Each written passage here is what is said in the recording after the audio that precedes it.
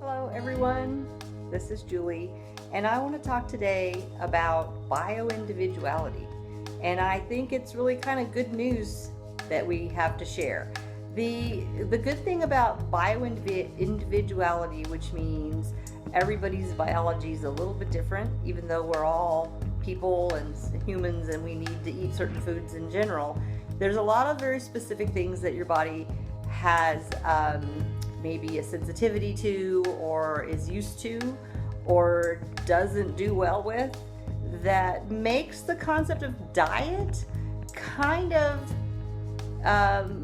not really very helpful. So if you have followed somebody else's diet before, you know what I mean. Somebody tells you, oh my gosh, this diet was great, I ate only grapefruit for a week or whatever, and I lost 20 pounds, and you go and try it, and the same thing isn't true for you. And so it's good to know that makes sense.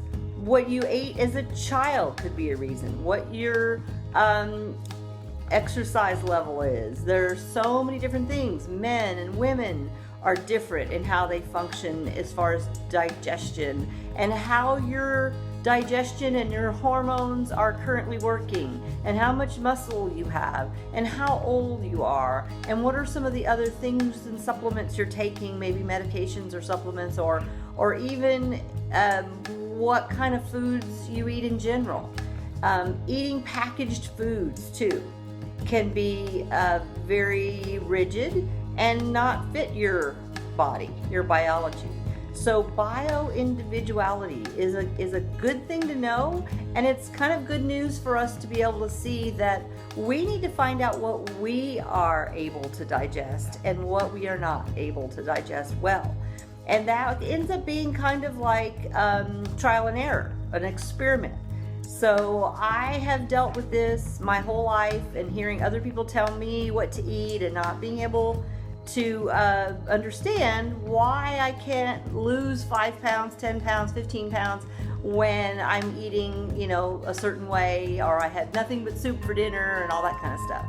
And my body is, I'm finding out what my body needs and doesn't need as far as being in better shape and not getting sick very often, and having the energy to go and do things. So I have to be careful to eat more vegetables, and I have to eat a lot of fruits and vegetables at the end of the day, and I can have carbs in the morning, and I can have healthy crackers at lunchtime. I can do those things, but I have to be a lot more careful in my body. I have to be more careful what I eat after 4 o'clock, 5 o'clock in the day.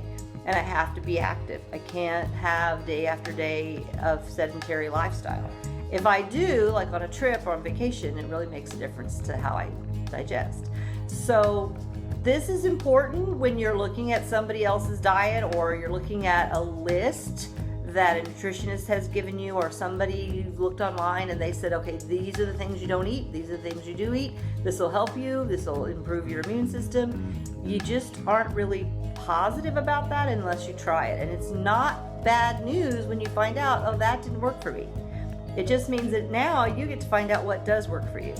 And I have another saying that I learned that I really like, and that is, learn to love the foods that love you back. So you're like, but I have to have this food. And so if that's not a food that your body is needing and loves you back in the sense of taking, good care of you, then maybe you need to have that less often and have foods that love you back more often. So the call to action today would be, call me, email me, let me know what you think of this concept, like and share on Facebook, and think about coaching, because an individual coach can really help you figure out what your body needs. And that's good news. Thank you.